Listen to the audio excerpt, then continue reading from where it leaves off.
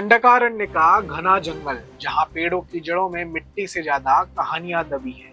यही वो धरती है जहां दशकों तक बंदूक की नली से संवाद हुआ और जहां हर सन्नाटा किसी अनकही दास्तान की तरह गूंजता रहा।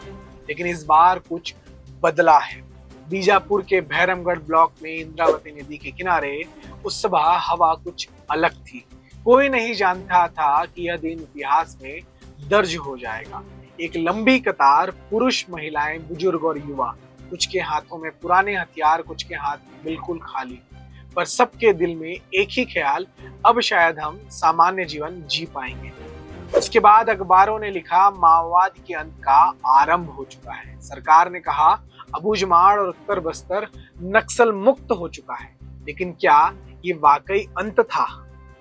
यह वही दौर है जब माओवादी संगठन के शीर्ष नेता सोनू उर्फ भूपति ने हथियार डाल दिए और सिर्फ 48 घंटे के बाद सेंट्रल कमेटी के सदस्य सतीश उर्फ रुपेश ने भी आत्मसमर्पण कर दिया। 250 से ज्यादा माओवादी सरेंडर की राह पर चल पड़े। सबने कहा यह जीत हुई है, लेकिन फिर रुपेश ने कहा, हम आत्मसमर्पण नहीं कर रहे हैं, हम सिर्फ हथियार छोड़ रहे हैं। बस यही एक लाइन जिसने बस्तर की राजनीति, पुलिस और व्यवस्था सबको सन्न कर दिया।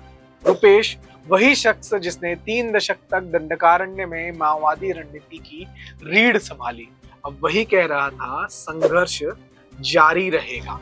यह कोई नया खेल नहीं था। सिलगेर आंदोलन ने पहले ही इस रणनीति की झलक दिखा दी थी। मूलवासी बचाओ मंच नाम भले ही जनहित का था, पर पीछे वही पुरानी लकीर थी, माओवादी विचारधारा की।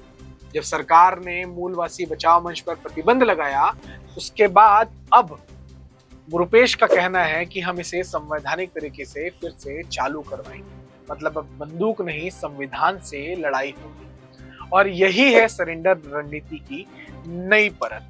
पहले जंगलों से लड़े, अब संविधान के भीतर से लड़ेंगे। मुद्दे वही रहेंगे, जल, जंगल और जमीन, बस माध्यम बदल जाएगा।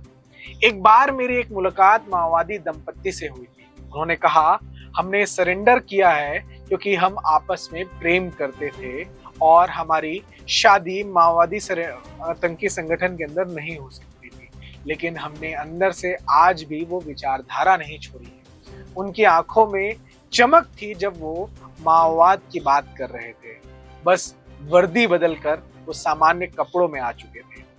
इसके बाद जब आज रुपेश कहता है कि मैंने आत्मसमर्पण नहीं किया, तो सवाल उठता है, क्या सच में वह लोकतंत्र में शामिल हुआ भी है या नहीं, या बस जंगल की लड़ाई अब शब्दों में बदल गई है। सरकार ने युद्ध भले जीत लिया हो, पर विचार अभी भी खड़ा है। बस्तर की हवा में अब भी वो फुसफुसाहट सुनाई देती है कि जंगल में बंदूकें झुक गई हैं, पर विचार अभी भी सामने आके खड़ा है। यह अंत का आरंभ है या फिर एक नए अध्याय की शुरुआत? यह फैसला अब बस्तर का जंगल करेगा। लेकिन आप और हम इनके एक्टिविटीज, इनके बयानों को, इनके सारे हरकतों को देख और सुन और समझ सकते हैं और समझने की कोशिश कर सकते हैं कि कैसे इन्होंने हथियार जरूर छोड़ दिए हैं, लेकिन अपने माओवाद की विचारधारा भारत को कम्युनिस्ट विचारधारा में ढालने की और भारत में भी कम्युनिस्ट ऑटोक्रेसी यानी माओवाद के तानाशाह को लाने की कोशिश ये करते रहेंगे और इसकी आइडियोलॉजी इनके अंदर से कभी नहीं जाएगी।